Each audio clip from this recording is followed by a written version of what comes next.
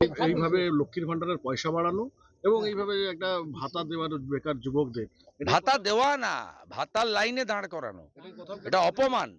Master degree একজন, তাকে তুমি ১,৫০০ টাকা ভাতা দিবে বলে ডেকে নিয়ে এসছো, কবে দিবে তার ঠিক নেই। আমি তো দাবি করছি এর আগে ১৭ লক্ষ যে বেকার যুবকের কাছ থেকে ফর্ম নিয়েছিলে যুবক যুবতী, তার তালিকা প্রকাশ করো, তার কেজি দরে বিক্রি করলে কিনা সেই ফর্মগুলো করো। এবং শুনে আমি একটু আগে শুনে এলাম রিসিভ কপি দিচ্ছে না, রিসিভ কপি দিচ্ছে না। এগুলো কি কেজি দরে বিক্রি করবে নাকি দাঁড়িপাল্লাতে? ও সব লোক নয়। হিন্দু যদি বাঁচতে চাও বিভেদ গুলো এক হও। ঘাড়ের কাছে এসে গেছে জামাত, মানুষ বিজেপিকে আনবে, মহিলারা ৩,০০০ টাকা পাবে, বাড়ি করার জন্য যে টাকা দেওয়ার দরকার দেব, হাতে কাজ পেটে ভাত মাথায় ছাদ, বিজেপির অঙ্গীকার। বিজেপি মুখে বলে না, ২১টা রাজ্যে করেছে। ৬ মাসের মধ্যে হরিয়ানাতে ৩,৫৫,০০০ ভ্যাকেন্সি পূরণ করে দিয়েছে রাজ্য সরকারের। শুভ উড়িষ্যাতে ৫০,০০০ টাকা করে মহিলারা বছরে পাচ্ছে সুভদ্রা যোজনায়। এই টাকায় কিচ্ছু হয় না। বার্ধক্য ভাতা, বিধবা ভাতা, দিব্যাঙ্গ ভাতা, লোক প্রসাদ শিল্পী ভাতা, সকলের ক্ষেত্রেই আমাদের ২১টা রাজ্যে যে কর্মসূচি আছে সেই কর্মসূচি আমরা পালন করব।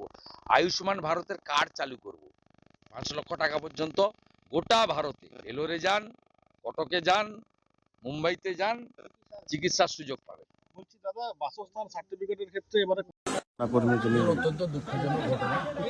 ৩৪ বছরের তরুণ একজন দেশসেবক, তার একটা অকাল মৃত্যু হয়েছে। আমরা দুঃখিত।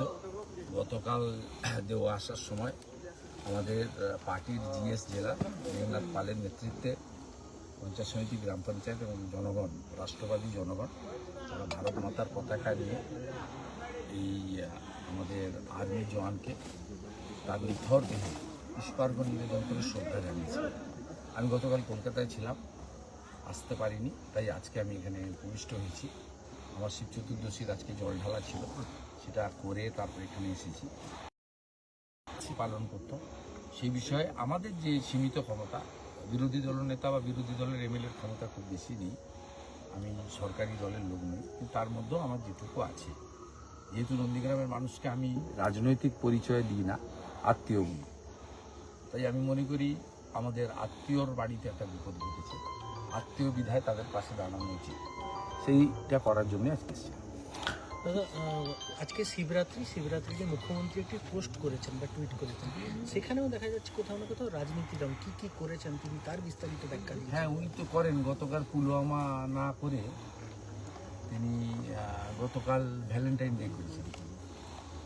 এই মুখ্যমন্ত্রী সবসময় এসআইআর, ভোটার তালিকা, বাংলাদেশি মুসলিম অনুপ্রবেশকারীদের, রোহিঙ্গাদের কী করে রক্ষা করবে, এই সব মাথায় চক্কর কাটছে। আপনি ভাবতে পারেন, আজ সকাল থেকে বেকার যুবকদেরকে দাঁড় করিয়ে দিয়েছে লাইনে বেকার ভাতার ফর্মের জন্য। এটা অনলাইনে করা যেত না? একদম, আপনি বলুন, এটা পাবেও না।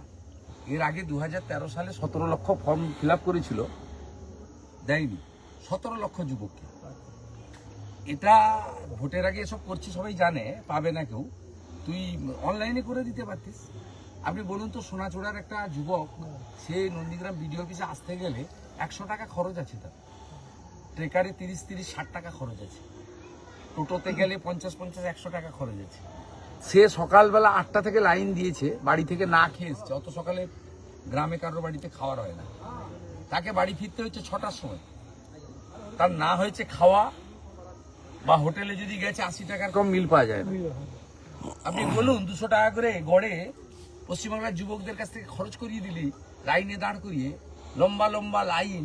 এটা অনলাইনে করা যেত না? সবার হাতে ফোন আছে, মোবাইল ফোন, তাতে সে অনলাইন করে। এখন কোনটা অফলাইনে হয়? সব অনলাইনে হচ্ছে। এই মুখ্যমন্ত্রীর টেন্ডেন্সিটা হচ্ছে যেভাবেই হোক মিথ্যাচার করো, ক্ষমতা দখল করো।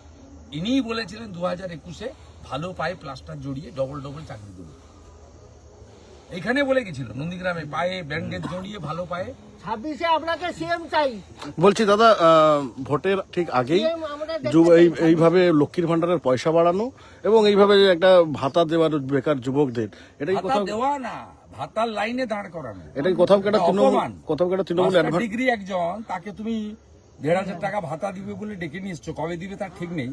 আমি তো দাবি করছি এর আগে 17 লক্ষ যে বেকার যুবকের কাছ থেকে ফর্ম নিয়েছিল যুবক যুবতী, তার তালিকা প্রকাশ করো, তার কেজি দরে বিক্রি করলে কিনা সেই ফর্মগুলো করো। এবং শুনে আমি একটু আগে শুনে এলাম রিসিভ কপি দিচ্ছে না, রিসিভ কপি দিচ্ছে না।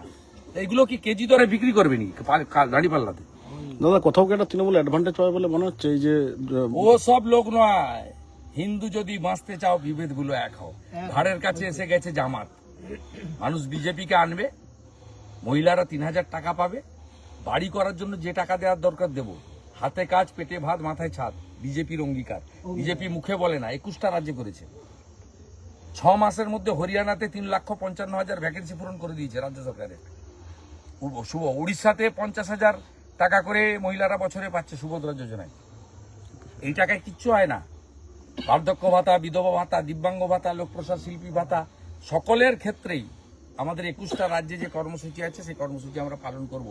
আয়ুষ্মান ভারতের কার্ড চালু করব, 5 লক্ষ টাকা পর্যন্ত গোটা ভারতে, ভেলোরে যান, কটকে যান, মুম্বাইতে যান, চিকিৎসার সুযোগ পাবে।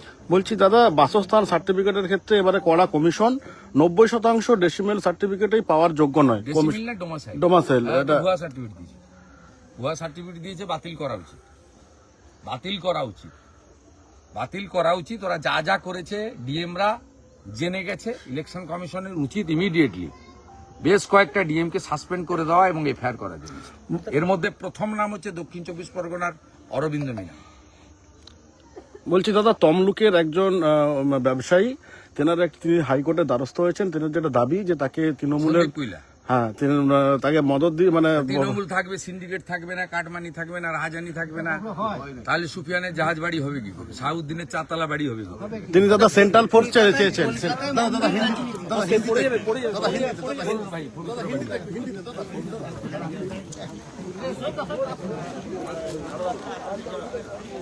মুখ্যমন্ত্রী একটি পোস্ট করেছেন বা টুইট করেছেন, সেখানেও দেখা যাচ্ছে কোথাও না কোথাও রাজনীতি রং। কি কি করেছেন তিনি তার বিস্তারিত ব্যাখ্যা দিন। হ্যাঁ, উনি তো করেন। গতকাল পুলওয়ামা না করে তিনি গতকাল ভ্যালেন্টাইন ডে করেছেন। এই মুখ্যমন্ত্রী সবসময় এসআইআর, ভোটার তালিকা, বাংলাদেশি মুসলিম অনুপ্রবেশকারীদের, রোহিঙ্গাদের কি করে রক্ষা করবে, এই সব মাথায় চক্কর কাটছে। আপনি ভাবতে পারেন আজ সকাল থেকে বেকার যুবকদেরকে দাঁড় করিয়ে দিয়েছে লাইনে বেকার ভাতার ফর্মের জন্য। এটা অনলাইনে করা যেত না? একদম ওইটাই তো। আপনি বলুন, এইটা পাবেও না।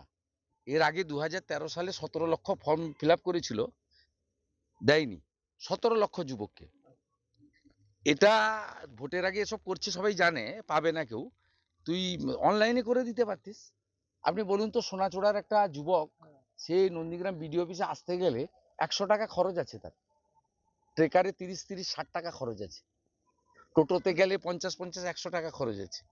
সে সকালবেলা 8টা থেকে লাইন দিয়েছে, বাড়ি থেকে না খেয়ে এসছে। অত সকালে গ্রামে কারোর বাড়িতে খাওয়ার হয় না, তাকে বাড়ি ফিরতে হচ্ছে 6টার সময়।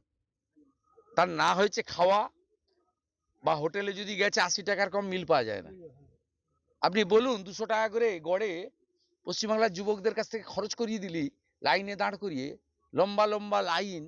এটা অনলাইনে করা যেত না? সবার হাতে ফোন আছে, মোবাইল ফোন, তাতে সে অনলাইন করে। এখন কোনটা অফলাইনে হয়?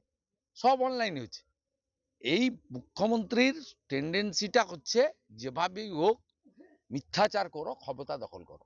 ইনিই বলেছিলেন 2021-এ ভালো পায়ে প্লাস্টার জড়িয়ে ডবল ডবল চাকরি দেবো। এইখানে বলে গেছিল নন্দীগ্রামে, পায়ে ব্যান্ডেজ জড়িয়ে ভালো পায়ে।